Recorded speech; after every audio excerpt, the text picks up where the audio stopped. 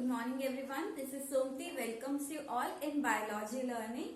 And in today's class, we'll talk about the third part of excretory system. That is, in this part we'll take the next topic, that is urine formation. तो आज हम यहाँ पर third part जो है excretory system का, जिसमें हम क्या बात करेंगे, यूरिन फॉर्मेशन की. In the last part we had already talked about the excretory system in human. Last part में हम एक्सक्रीटरी सिस्टम की बात कर चुके हैं and the structural and functional unit of that excretory system is nephron. आज उसी नेफ्रॉन को आपको यहाँ पर डिटेल में स्टडी करना है, that how this nephron is involve in purification और filtration of your blood to form the urine. अब उससे पहले आपका यानी कि हम बात कर चुके हैं कि अगर हम किडनी की बात करें, बच्चा सिंपल सा क्वेश्चन है कि किडनी आपकी बॉडी में आपकी क्या रोल प्ले कर रही है, what is the function of kidney. So यहाँ पर बच्चा फंक्शन अगर किडनी का पूछा हुआ है, किडनी का फंक्शन अगर आपसे पूछते हैं, सो यहाँ पर किडनी के फंक्शन में अभी हमने क्या बात कर ली थी, ओवरऑल ये क्या है, एक्सक्रीटरी ऑर्गन है हमारी बॉडी का. सो हम कह सकते हैं that it is involve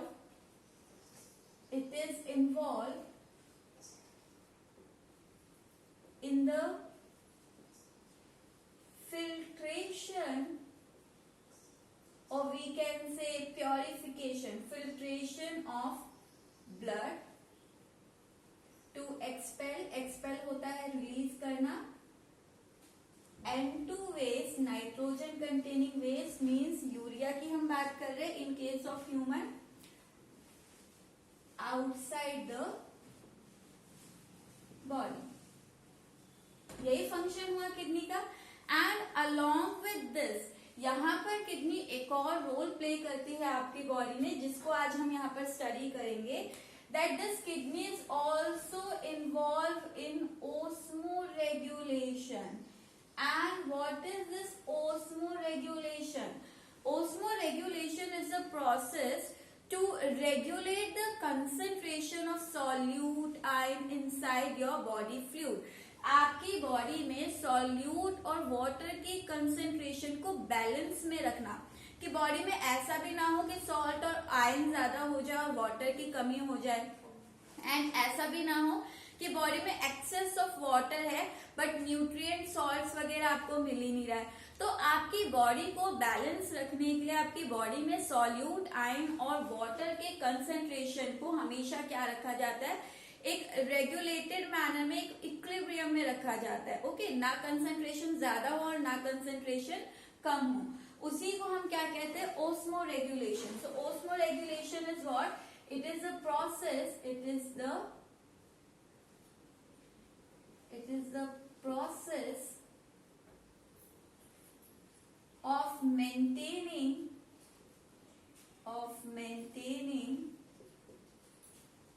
solute and water balance. Solute और वाटर बैलेंस, तो सॉल्यूट में बच्चा आपके विटामिन, आयन, सॉल्ट सब इंक्लूड कर दिए जाते हैं. तो solute and water balance inside body. हमारी बॉडी के अंदर सॉल्यूट को और वाटर को बैलेंस रखने के लिए जो प्रोसेस है उसी को हम ओस्मोरेगुलेशन कह रहे हैं, और वो बैलेंसिंग का काम भी कौन कर रही है, किडनी कर रही है. Okay, so this is the main role of kidney. In your first lecture हमने बात की थी कि ह्यूमन के अंदर अगर हम देखें तो जो मेन वेस्ट होता है वो क्या होता है, यूरिया होता है. And if you compare the toxicity level, तो यहाँ पर हम ये भी बात कर चुके हैं कि नाइट्रोजनस वेस्ट के अंदर अमोनिया जो है वो सबसे ज्यादा टॉक्सिक है, then urea and then uric acid. Uric acid बहुत ही डाइल्यूट होता है, ये बिल्कुल नुकसान नहीं करता. एंड यूरिया और यूरिक दोनों ही एक्चुअली आपकी बॉडी में टॉक्सिक नहीं होंगे. एक्चुअली इन्हें एक्सपेल करने के लिए वाटर जो है वो कम रिक्वायर्ड होता है, जबकि अमोनिया आपका एसिडिक है, इसे एक्सपेल करने के लिए, डाइल्यूट करने के लिए वाटर की रिक्वायरमेंट ज्यादा है. इसलिए टेरेस्ट्रियल ऑर्गेनिज्म में आपको क्या मिलेगा कि या तो ऑर्गेनिज्म यूरिया रिलीज कर रहे होंगे या फिर यूरिक एसिड रिलीज कर रहे होंगे, और उसी के बेसिस पर हमने बात की थी if the organisms are expelling ammonia like aquatic, तो उन्हें हम अमोनोटेलिक कह देते हैं। अगर वो यूरिया एक्सपेल कर रहे हैं तो यूरियोटेलिक कह देते हैं, और अगर यूरिक एसिड करे तो यूरिकोटेलिक कह देते हैं। तो सिंपल सी चीज है बच्चा, जो वेस्ट मटेरियल जिस फॉर्म में वो एक्सपेल कर रहे हैं उसी फॉर्म में उनका नाम ले दिया जाता है। ओके, तो ह्यूमन क्या है, ह्यूमन की अगर हम बात करें, सो ह्यूमन क्योंकि हम एक्सपेल करते हैं क्या, यूरिया, तो वी आर यूरियोटेलिक। ओके, ये नोट्स की फॉर्म में आपके छोटे छोटे पॉइंट्स है जो आप याद रख सकते हैं। ह्यूमन क्या है, यूरियोटेलिक है, कि मेन हमारा जो वेस्ट है वो है यूरिया, और इसके अलावा कुछ कंसेंट्रेशन में आपकी बॉडी में यूरिक एसिड भी फॉर्म हो जाता है। फाइन, नाउ सी, अब हम आते हैं अपने मेन आज के टॉपिक पर, दैट इज यूरिन फॉर्मेशन। अब अच्छा, यूरिन फॉर्मेशन को समझने के लिए आपको सिर्फ इस डायग्राम को अच्छे से समझना है। फाइन, सो यूरिन फॉर्मेशन की बात करते हैं। हमने बात की थी किडनी के अंदर जो फिल्ट्रेशन यूनिट अगर मैं कहूँ, या फिर मैं फंक्शनल यूनिट कहूँ, या फिर मैं एक्सक्रीटरी यूनिट कहूँ, तो तीनों का ही आंसर क्या आएगा, नेफ्रॉन। कि किडनी के अंदर एक्सक्रीटरी यूनिट, फिल्ट्रेशन यूनिट, या फिर आपका यहाँ पर जो फिल्ट्रेशन यूनिट, एक्सक्रीटरी यूनिट है या फंक्शनल यूनिट है, वो तीनों ही क्या है, नेफ्रॉन है। ओके, अब नेफ्रॉन का स्ट्रक्चर हमने बात की थी, nephron looks like this. Okay, somewhat looks like this, and यहाँ पर अब बात करते हैं कि नेफ्रॉन किस तरह से फिल्ट्रेशन कर रहा है। तो यूरिन फॉर्मेशन में एक्चुअली अगर हम देखें तो तीन आपके मेन स्टेप होते हैं। सबसे पहला होता है ultra filtration, okay, then is your reabsorption, and the last one is secretion. ये तीन स्टेप आपको ध्यान क्या रखना है, इन तीन स्टेप में हो क्या रहा है, ये तीन स्टेप में आपका कौन सा पार्ट नेफ्रॉन का इन्वॉल्व है और ये कैसे हो रहा है। नाउ सी, अब हम बात करते हैं, हमने बात की थी कि नेफ्रॉन के अंदर इम्प्योर ब्लड लेकर आने का काम, बस इस डायग्राम को ध्यान से समझिएगा। नेफ्रॉन के अंदर इम्प्योर ब्लड लेकर आने का काम कौन कर रही थी, रीनल आर्टरी। रीनल आर्टरी एक ऐसा ब्लड लेकर आ रही थी जिस ब्लड के अंदर क्या था, N2 वेस्ट था। क्या था बच्चा, N2 वेस्ट था, और इसी ब्लड को हमने क्या कहा, इसी ब्लड को हमने कहा इम्प्योर ब्लड। फाइन, यहाँ पर रीनल आर्टरी जब एंटर की किडनी के अंदर, नेफ्रॉन के अंदर, तो ये रीनल आर्टरी आपका बाइफर्केट हो जाती है और वी कैन से डिवाइड हो जाती है छोटी छोटी ट्यूब्स में, जिन्हें हम कैपिलरीज कह रहे हैं। क्या कह रहे हैं, कैपिलरीज। तो वही कैपिलरीज का नेटवर्क आपका क्या कहलाता है, वही कैपिलरीज का नेटवर्क आपका कहलाया क्या, दिस वन इज ग्लोमेरुलस। तो यहाँ पर रीनल आर्टरी डिवाइड होकर क्या बनाती है, glomerulus, means network of blood capillaries. Okay, अब यहाँ देखो, ये एक ट्यूब थी और एक ट्यूब के अंदर, इस ट्यूब का वॉल्यूम ज्यादा था और इससे ब्लड आ रहा था। ओके, अब यहाँ पर जितने भी प्रेशर से ब्लड आ रहा था, जो कि around 100 mm of mercury pressure से ब्लड एंटर करता है किडनी के अंदर, तो यहाँ पर अज्यूम करो कि आपका यहाँ ब्लड आ रहा था एक पर्टिकुलर प्रेशर से, और ट्यूब आपकी थी थिक। उस ट्यूब को मैंने छोटी छोटी कैपिलरीज में डिवाइड कर दिया। तो अज्यूम करो अब एक वाटर है जो ट्यूब में फ्लो कर रहा है, वो छोटे छोटे ट्यूब्स में जाए, तो वहां पर प्रेशर इंक्रीज होगा, ट्यूब के अंदर वाटर फ्लो का प्रेशर इंक्रीज होगा। तो जब यहाँ पर आपका प्रेशर आ रहा था वो था around 100 mm of mercury. Okay, यहाँ पर जब आपका ट्यूब्स में डिवाइड होती है ये आर्टरी, तो यहाँ हर एक ट्यूब का आपका जो प्रेशर है, हर एक ट्यूब में प्रेशर जो है वो हो जाता है 60 mm ऑफ मर्करी। अब आप कहेंगे प्रेशर तो मैम यहाँ डिक्रीज हुआ है, 100 से 60 आ गया। बच्चा वहां 100 था एक ट्यूब में और यहाँ पर मल्टीपल ट्यूब्स है और हर ट्यूब में 60 mm है, तो यहाँ ओवरऑल देखा जाए तो ओवरऑल प्रेशर क्या हुआ है, इंक्रीज हो रहा है। इसी प्रेशर डिफरेंस की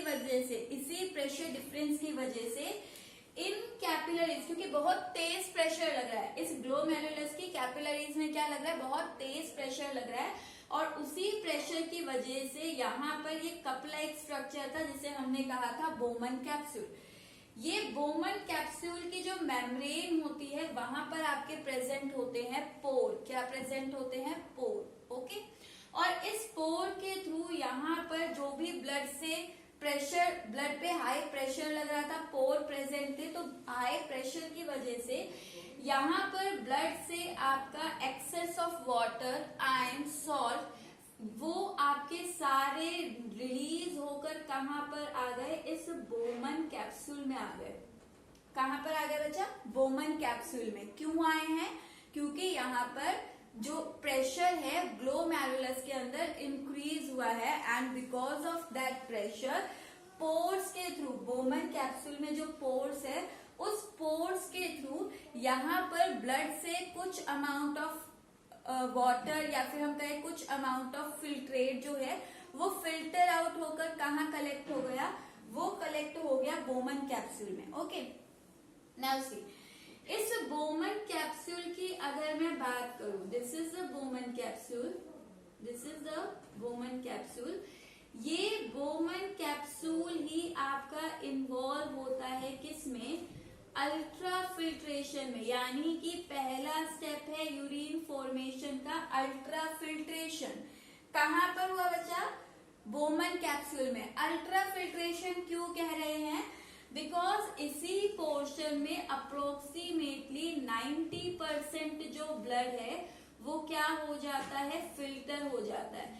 यानी कि उस ब्लड के अंदर जितना भी वेस्ट था उस वेस्ट का 90%, अब वाटर और सॉल्ट आपके वेस्ट नहीं है बट एक्सेस में अगर आपकी बॉडी में है तो हम वेस्ट ही कहेंगे। तो यहाँ पर जितना भी वेस्ट था, चाहे वो वाटर की फॉर्म में हो, आयंस की फॉर्म में हो, सॉल्ट की फॉर्म में हो, वो सारा फिल्टर आउट होकर कहाँ कलेक्ट हो गया? बोमन कैप्सूल में। नाउ फ्रॉम बोमन कैप्सूल यहाँ पर आपका अल्ट्रा फिल्ट्रेशन हुआ। तीन चीजें याद रखनी है आपको। पहला स्टेप है यूरिन फॉर्मेशन का अल्ट्रा फिल्ट्रेशन। क्यों कह रहे हैं? क्योंकि यहाँ पर 90% जो ब्लड है वो फिल्टर आउट हो गया, means 90% of waste is collected into this cup like structure from blood. कैसे हुआ? By pressure gradient. कैसे हुआ है? प्रेशर ग्रेडियंट की वजह से, क्योंकि आपका रीनल आर्टरी में प्रेशर कम था और कैपिलरीज में प्रेशर क्या हो गया है? इंक्रीज हो गया है। क्यों हो गया ये भी मैंने आपको बता दिया। वहां पर ट्यूब का वॉल्यूम ज्यादा था, जब वो डिवाइड हुई बहुत सारी ट्यूब्स में तो वहां पर हर ट्यूब के अंदर हाई प्रेशर से वाटर यानी कि आपका ब्लड एंटर कर रहा है। ओके, नाउ सी, अब यहाँ से आपका नेक्स्ट रीजन आता है दिस वन, दिस रीजन। ये रीजन आपका क्या कहलाता है? This is called PCT. इसको हम क्या कहते हैं? इस डक्ट को पीसीटी कहते हैं बच्चा। अब ये पीसीटी आपका क्या करेगी? यहाँ पर आपका नेक्स्ट जितना भी एक ट्यूब्यूलर पार्ट है, ये पूरा ट्यूब का पार्ट है, इस पूरे ट्यूब वाले पार्ट में होता है रीएब्जॉर्प्शन। यानी कि यहाँ बहुत हाई प्रेशर की वजह से कई बार असेंशियल आयरन और सॉल्ट भी क्या हो जाते हैं? वो रिलीज हो जाते हैं बोमन में। ओके, हाई प्रेशर की वजह से कई बार असेंशियल सॉल्ट और आयरन क्या होंगे? वो भी फिल्टर आउट हो गए। कहाँ पर? बोमन में। लेकिन हमारी बॉडी को उनकी क्या है? रिक्वायरमेंट है, तो उसे बॉडी में वापस क्या करना पड़ेगा? रीएब्जॉर्ब करना पड़ेगा। तो इस पूरे ट्यूब्यूलर पार्ट में आपका क्या होता है? Process of reabsorption. और ये रीएब्जॉर्प्शन में होगा क्या बच्चा? ये पीसीटी रीजन है। इस पीसीटी रीजन में आपके कुछ आयंस रीएब्जॉर्ब होते हैं, और वो कौन कौन से हैं? सबसे पहले आपका NaCl सॉल्ट रीएब्जॉर्ब होगा। फिर आपका यहाँ पर बाइकार्बोनेट HCO3 नेगेटिव, बाइकार्बोनेट आपका यहाँ पर रीएब्जॉर्ब होगा। फिर यहीं पर आपका रीएब्जॉर्ब होगा वाटर मॉलिक्यूल। क्या रीएब्जॉर्ब होगा? Water molecule. तो इस फिल्ट्रेट से, जैसे ये फिल्ट्रेट आपका इस ट्यूब में मूव हुआ तो इस ट्यूब से आपका NaCl, बाइकार्बोनेट, वाटर मॉलिक्यूल दोबारा से बॉडी में क्या हो गए? रीएब्जॉर्ब हो गए। ओके, तो पीसीटी में आपके आयंस, सॉल्ट, शुगर, सॉल्ट है, शुगर है, ये सारे क्या होते हैं? रीएब्जॉर्ब होते हैं। नाउ हम नेक्स्ट बात करते हैं। देन पीसीटी के बाद आपका आई this one, this is descending Henle's loop, नीचे की तरफ जा रही है। डिसेंडिंग एनालिज लूप है। तो इस डिसेंडिंग एनालिज लूप के अंदर जो रीएब्जॉर्प्शन होता है वो सिर्फ एक चीज का होता है, वो होता है वाटर। क्या होता है? वाटर। क्योंकि ये ट्यूब जो है इसके पोर्स इतने माइन्यूट होते हैं कि ये इम्परमिएबल होती है सॉल्ट और आयन के लिए। सॉल्ट और आयन आपके इस ट्यूब से नहीं निकल सकते। तो डिसेंडिंग से हमेशा सिर्फ क्या निकलेगा? वाटर। कोई भी सॉल्ट, आयन, शुगर इससे नहीं निकलेगी। ओके, वो मेम्ब्रेन परमिएबिलिटी है कि यहाँ की मेम्ब्रेन जो है उसके सेल्स जो है वो आपके इन सॉल्यूट को यहाँ से रिलीज या फिर रीएब्जॉर्ब नहीं होने दे रहे हैं। देन हम आते हैं नेक्स्ट ट्यूब थी असेंडिंग हैनेलेज लूप। असेंडिंग हैनेलेज लूप में अगेन बचा सेम वही चीज। यहाँ पर अब ध्यान रखिए ये असेंडिंग लूप जो होती है this is impermeable for water. यहाँ से वाटर एब्जॉर्ब नहीं होगा, सिर्फ यहाँ पर क्या होते हैं? आयंस। तो यहाँ लिख देते हैं this is impermeable for water. Impermeable यानी कि परमिट नहीं करेगी कि वाटर निकले। यहाँ से अब क्या निकलेगा? खाली सॉल्ट। यहाँ से खाली वाटर, यहाँ से खाली सॉल्ट और आयंस और वाइटामिन्स वगैरह वो आपके यहाँ पर क्या होंगे? रीएब्जॉर्ब होंगे। Now from this from this duct we move to the next duct. ये रीजन पर हम आए and this is your DCT. DCT में वो सारे आयन जो पीसीटी में रीएब्जॉर्ब हुए थे सेम वही चीज होगी। यहाँ पर भी आपका NaCl, then sugar, then bicarbonate, ये सारे आयंस आपके यहाँ पर भी क्या होंगे? रीएब्जॉर्ब होंगे। और लास्ट में आया आपका duct which is called your collecting duct. Collecting duct से बच्चा रीएब्जॉर्प्शन होता है किसका? वाटर का। तो यहाँ से फिर से पानी रीएब्जॉर्ब हुआ और अल्टीमेटली हमें यहाँ पर प्रोडक्ट क्या मिला? प्रोडक्ट हमें मिला क्या? यूरिन। ओके, तो यहाँ पर ये सेकेंड स्टेप की हमने बात की, that is your second step. क्या हुआ? रीएब्जॉर्प्शन। कहाँ हुआ है? इस नेफ्रॉन की पूरी ट्यूब्यूलर पार्ट में हुआ है। फाइन। अब थर्ड स्टेप पर आते। थर्ड स्टेप होता है सिक्रीशन। जब ये रीएब्जॉर्प्शन आपका ट्यूब में चल रहा होता है बच्चा, तभी आपकी बॉडी में कई बार कुछ और टॉक्सिक मॉलिक्यूल्स बनते हैं जिन्हें सिक्रीट कर दिया जाता है इस फिल्ट्रेट के अंदर। यानी फिल्ट्रेट से असेंशियल आयन और सॉल्ट तो रीएब्जॉर्ब होंगे और बॉडी में अगर कुछ आपके ऐसे आयंस रह गए हैं जो कि यहाँ पर फिल्टर आउट नहीं हो पाए, वो यहाँ पर दोबारा से क्या करेंगे? इस फिल्ट्रेट के अंदर एंटर करवाए जाएंगे। फॉर एग्जाम्पल अमोनिया अगर बना है, देन आपका H पॉजिटिव आयन बना है, तो वो आपके इस ट्यूब के रीजन में इस तरह से यहाँ पर भी H पॉजिटिव आयन हो गया, अमोनिया हो गया। ओके, ये क्या करवाए जाते हैं? वापस सिक्रीट कराए जाते हैं यानी कि फिल्ट्रेट के अंदर, क्योंकि ये अमोनिया वगैरह जो बन रहा है ये टॉक्सिक है। तो जहां पर रीएब्जॉर्प्शन चल रही होती है उसी के साथ साथ आपकी सिक्रीशन की प्रोसेस भी इसी ट्यूब्यूलर पार्ट में चलती है। Fine. So this is all about कि आपका यूरिन फॉर्म कैसे होता है। अब एक यहाँ पर बात, जब ये यूरिन फॉर्म होता है, मान लो बच्चा रीनल आर्टरी जो है वो आपका यहाँ क्या लेकर आई? ब्लड को लेकर आई, इम्प्योर ब्लड को, जिसमें क्या था? Nitrogenous waste. ओके, अब यहाँ पर अगर हम देखें तो पर डे में आपके जो किडनी होती है, दोनों किडनी होती है, वो अप्रोक्सीमेटली 180 लीटर फिल्ट्रेट को क्या करती है? फिल्टर करती है। यानी कि 180 लीटर ब्लड को फिल्ट्रेट करती है, फिल्टर करती है। ठीक है, तो यहाँ पर आपका फिल्ट्रेट यानी कि जो इसके अंदर फिल्ट्रेट कलेक्ट होता है नेफ्रॉन में 180 लीटर एक दिन में हो रहा है। बट आपका जो आप यूरिन एक्सपेल करते हो वो अप्रोक्सीमेटली, हमने क्या कहा था? Approximately 1.5 litre. वो 1 भी हो सकता है, 1.5 भी हो सकता है, 2 भी हो सकता है, क्योंकि हम एवरेज ले रहे हैं, अप्रोक्स ले रहे हैं। तो अप्रोक्सीमेटली जो यूरिन हम एक्सपेल करते हैं वो होता है 1 और 2 लीटर। एंड यहाँ पर आपका जो ब्लड होता है बच्चा, क्योंकि यहाँ आ क्या रहा है? आ तो ब्लड ही ब्लड आ रहा है। फिल्ट्रेट आपको जो मिल रहा है वो तो ब्लड से ही मिल रहा है। आपका जो ब्लड है वो कितना है अडल्ट में? हम बात कर चुके हैं। अडल्ट एक हेल्दी पर्सन के अंदर अराउंड आपका 5 to 6 लीटर ब्लड होता है। ओके, अब देखो मेरी बॉडी में है 5 to 6 लीटर ब्लड, लेकिन मैं कह रही हूँ मेरी किडनी जो फिल्टर आउट कर रही है वो 180 लीटर फिल्ट्रेट, 180 लीटर फिल्ट्रेट। तो ब्लड में फिल्ट्रेट कहना है, ठीक है। 180 लीटर फिल्ट्रेट आपकी किडनी फिल्टर करे, तो ये कैसे पॉसिबल है? ये बच्चा ऐसे पॉसिबल है कि मेरा जो 5 से 6 लीटर ब्लड है वो ऐसा नहीं कि वो एक बार किडनी से जाएगा और प्योरीफाई हो गया। मेरी बॉडी का 5 to 6 लीटर जो ब्लड है वो बार बार किडनी से क्या होता है, फिल्टर आउट होता है। जब बार बार ब्लड आपका किडनी के पास जाएगा तब जाकर किडनी कितना फिल्ट्रेट निकाल पाती है, 180 लीटर फिल्ट्रेट वो निकाल पाती है। क्योंकि फिल्ट्रेट तो क्या है, फिल्ट्रेट में तो पानी आया है, ब्लड थोड़ी इकट्ठा हुआ है, आरबी से थोड़ी आए हैं बोमन कैप्सूल में। तो यहाँ पे बच्चा 180 लीटर फिल्ट्रेट लिखना है आपको, कभी भी ब्लड नहीं लिखना, क्योंकि यहाँ पर जो ब्लड आया, ब्लड तो ब्लड वेसल में ही है, ठीक है। हमारे पास जो निकल के आया वो तो सिर्फ पानी, सॉल्ट और आयंस है ना, तो फिल्ट्रेट है। अब यहाँ पर 180 लीटर फिल्ट्रेट मेरी किडनी ने बनाया, लेकिन अभी हमने क्या कहा, उसमें से आपका दोबारा से क्या होता है, बॉडी में ही रीएब्सॉर्ब।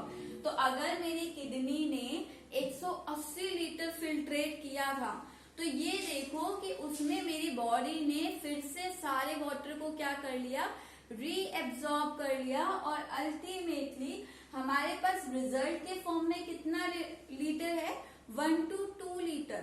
यहाँ पर ऐसा क्यों हुआ, इस ब्लड के थ्रू पानी बहुत सारा यहाँ पर रिलीज हो जाता है, लेकिन हमारी बॉडी, क्योंकि हम टेरेस्ट्रियल ऑर्गेनिज्म है, हम क्या चाहते हैं कि हमारा जो वाटर है वो बॉडी में कंजर्व रहे और एक्सेस ऑफ सॉल्ट बाहर निकले। तो यहाँ पर जो यूरिन है वो आपको ऐसा चाहिए जो कि हाइपरटोनिक नेचर का, यानी पानी कम और सॉल्यूट ज्यादा। अगर आपकी किडनी बहुत ज्यादा पानी रिलीज करेगी तो आपकी बॉडी में क्या हो जाएगा, डिहाइड्रेशन का प्रोसेस हो जाएगा। इसीलिए रीएब्जॉर्प्शन की प्रोसेस के टाइम पर ज्यादा से ज्यादा पानी वापस बॉडी में क्या कर लिया जाता है, रीएब्जॉर्ब कर लिया जाता है, क्योंकि हाई प्रेशर की वजह से वो पानी आपका फिल्टर आउट हो गया था, लेकिन बॉडी को उस वाटर की क्या है, रिक्वायरमेंट है। ओके, तो this is how your urine formation take place inside your body. अब अच्छा, इसी को हमने जो लिखा है एक बार फटाफट रीड आउट करते हैं। हमने लिखा है कि जो फिल्टर, जो नेफ्रॉन होता है वो क्या करता है, ब्लड को फिल्टर करता है, और अराउंड 180 लीटर फिल्ट्रेट आपकी किडनी बनाती है, ठीक है, जिसमें से 1 या 2 लीटर यूरिन ही आपका पर डे फॉर्म होता है। ये भी हमने बता दिया क्या चीज है। यहाँ पर यूरिन फॉर्मेशन की 3 स्टेप है, अल्ट्रा फिल्ट्रेशन, रीएब्जॉर्प्शन और secretion. Ultra filtration main point निकालते हैं जो आपको याद रखने हैं, अपनी लैंग्वेज में आप अपना लिख सकते हैं यूरिन फॉर्मेशन को, कोई प्रॉब्लम नहीं है, तो आप अपनी लैंग्वेज में लिखिएगा बच्चा। इसे हम मेन पॉइंट निकालते हैं। यहाँ पर आपका अल्ट्रा फिल्ट्रेशन का मेन पॉइंट था कि ये हो कहाँ रहा है, बोमन कैप्सूल में। यहाँ पर हुआ क्या, यहाँ पर प्रेशर की वजह से फिल्ट्रेट फिल्टर आउट हुआ है, और इसे अल्ट्रा फिल्ट्रेशन क्यों कह रहे हैं, क्योंकि अराउंड 90% वेस्ट जो है वो क्या हो गया है, यहाँ पर फिल्टर हो चुका है। सेकेंड प्रोसेस होती है रीएब्जॉर्प्शन, हो कहाँ रहा है, ट्यूब्यूलर पार्ट में, जो कि पीसीटी, हैंडलेज और डीसीटी, सारी चीज आपकी ट्यूब्यूलर है।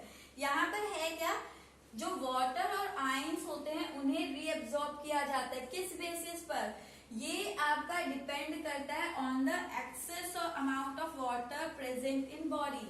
आपकी किडनी कितने वाटर को रीएब्जॉर्ब करेगी वो डिपेंड करता है आपकी बॉडी को कितना रिक्वायरमेंट है। अगर मेरी बॉडी में वाटर कम है तो वो ज्यादा से ज्यादा वाटर क्या करेगी, कंजर्व करेगी। लेकिन अगर मैं बहुत ज्यादा वाटर का इंटेक कर रही हूँ, बहुत ज्यादा पानी पीती हूँ मैं रोज, तो वहां पर आपका रीएब्जॉर्प्शन जो है comparison to a person who is not drinking too much water, वहां रीएब्जॉर्प्शन क्या होगा, कम। तो सब कुछ आपका डिपेंड करता है कि आपकी बॉडी में अगर पानी बहुत ज्यादा हो गया है तो फिर यूरिनेशन ज्यादा होगा, यानी कि आपको यूरिन ज्यादा आएगा। क्यों, क्योंकि आपकी जो किडनी है वो ज्यादा वर्क कर रही है कि वो पानी को रिलीज कर रही है, फाइन, पानी को बाहर एक्सपेल कर रही है। लेकिन वो बंदे जो पानी बहुत कम पीते हैं तो उनकी बॉडी में क्या होगा, उन्हें यूरिनेशन भी कम होगा। ओके, ऑल्दो आपको पानी ज्यादा पीना चाहिए, क्योंकि जितना पानी पिएंगे उस वाटर के साथ सॉल्यूट भी आपका बॉडी के बाहर आ रहा है, ठीक है। तो यहाँ पर आपको एक एडिक्वेट अमाउंट में, जैसे एक नॉर्मल पर्सन को हम कहते हैं अराउंड पर डे आपका 8 लीटर वाटर कंजप्शन करना चाहिए, अराउंड 6, 7, 8 के आसपास करना चाहिए, ओके। अब यहाँ पर ये जो रीएब्जॉर्प्शन की प्रोसेस है वो हुई क्यों? इसकी वजह से यूरिन को कंसंट्रेटेड यानी कि कैसा बनाया गया है, यूरिन को हाइपरटोनिक बनाया गया है, ताकि आपकी बॉडी से एक्स्ट्रा सॉल्ट जो है वो रिलीज हो जाए और कम से कम वाटर जो है वो एक्सपेल हो, यानी ज्यादा पानी बॉडी में और ज्यादा वेस्ट सॉल्यूट बॉडी से बाहर। तो यूरिन को कंसंट्रेट किया गया, कंसंट्रेटेड सॉल्यूशन जहां सॉल्यूट ज्यादा और सॉल्वेंट यानी वाटर कम हो। सिक्रीशन नेक्स्ट प्रोसेस, यहाँ पर सिंपल सा है कि जब फिर आपका रीएब्जॉर्प्शन होता है उस टाइम पर कुछ सब्सटेंसेस जो है वो इस फिल्ट्रेट के अंदर क्या कर दिए जाते हैं, सिक्रीट कर दिए जाते हैं। अब पूरे यूरिन फॉर्मेशन से हमें रिजल्ट क्या मिला बच्चा? हमें यहाँ पर एक हाइपरटोनिक सोल्यूशन मिला है जिसे हम यूरिन कह रहे हैं, और ये यूरिन क्या कैरी करता है, यूरिन का कॉम्पोजिशन होता है इसमें water plus excess of salt, sugar, nitrogenous waste present होते हैं। पेल येलो कलर का होता है यूरोक्रोम पिगमेंट की वजह से, एंड डिपेंड करता है, जरूरी नहीं है पेल येलो हो। नॉर्मली अगर आपका सॉल्ट ज्यादा है बॉडी में तब पेल येलो होगा, लेकिन जो वाटर बहुत ज्यादा कंज्यूम कर रहे हैं तो वहां पर ट्रांसपेरेंट भी हो सकता है। इसी तरह से अगर आपकी डाइट पर भी मैटर करता है, जैसे अगर आप खाने में जैसे सैलेड में आप चुकंदर ज्यादा खाते हो, रेड कलर का होता है, तो वहां पर डिपेंड करता है आपकी डाइट पर भी। कई ऐसी डाइट्स होती हैं, केसर वगैरह जो है सैफ्रोनॉल का अगर ज्यादा कंजप्शन कर रहे हैं तो उस केस में यूरिन का कलर थोड़ा सा रेडिश भी हो सकता है, हल्का सा। तो यहाँ पर पेल येलो नॉर्मल कंडीशन है, वेरिएशन हो सकती है, वो डिपेंड करता है आपके वाटर कंजप्शन पर एंड जो प्रोडक्ट आपका एक कंपाउंड है जो यूरिन का कलर जो है वो चेंज कर सकते हैं, ओके। नाउ सी, अब क्वेश्चन कैसे आता है? क्वेश्चन एक डायरेक्ट आपका क्वेश्चन पूछा जाएगा कि यूरिन फॉर्मेशन जो है प्रोसेस क्या है। तो कंप्लीट आपको 3 मार्क्स के अकॉर्डिंग अपना प्रिपेयर करना। आप अपनी लैंग्वेज में जितना इसे शॉर्ट करना चाहें आप सिर्फ ये लिखिए, मेरा काम था समझाना, तो मैंने आपको कंप्लीट समझा दिया। एक आपका क्वेश्चन आ जाता है कि बॉडी में ओस्मो रेगुलेशन कैसे होता है, या किडनी ओस्मो रेगुलेशन कैसे कर रही है, या फिर क्वेश्चन होता है यूरिन को कंसंट्रेट कैसे किया जाता है। आपके एनसीईआरटी का क्वेश्चन है। तो बच्चा जहां पर सिर्फ ये पूछा हो कि यूरिन को कंसंट्रेट कैसे किया गया या बॉडी में ओस्मो रेगुलेशन कैसे किया गया, तो वहां पर आपको ये 2 स्टेप बताने होते हैं, रीएब्जॉर्प्शन और सिक्रीशन का, okay. So will discuss that question also. मैं आंसर रिपीट नहीं करूंगी, बट वो क्वेश्चन अभी मुझे एग्जैक्ट उसका जो है वर्ड टू वर्ड लाइन याद नहीं है, पर आपके एनसीईआरटी में एक क्वेश्चन है कि यूरिन को किस तरह से आपका या आपकी बॉडी में सॉल्यूट को किस तरह से कंसंट्रेट किया जाता है, बॉडी में बैलेंस कैसे किया जाता है, कंसंट्रेट बॉडी में सॉल्यूट को बैलेंस कैसे किया जाता है, okay. So this is all about your topic of urine formation. In the next class we will take the problem related to kidney, कि अगर किसी की किडनी फेलियर हो जाती है तो उस केस में आपका एक प्रोसेस होती है हीमोडायलिसिस, मशीन के थ्रू आपके ब्लड को प्योरीफाई किया जाता है। अगर एक किडनी आपका जो है किसी वजह से, इंजरी की वजह से डैमेज हुई है, या पर्सन जो अपनी एक किडनी डोनेट कर देते हैं उन्हें उस प्रोसेस की जरूरत नहीं होती। हीमोडायलिसिस हम परफॉर्म करते हैं जहां पर आपकी दोनों ही किडनी क्या हो गई हो, फेल हो गई हो, तो उस टाइम पर आपके ब्लड से नाइट्रोजनस वेस्ट को किस तरह से रिमूव करवाया जाएगा, that will take in our next class. Till then, thank you.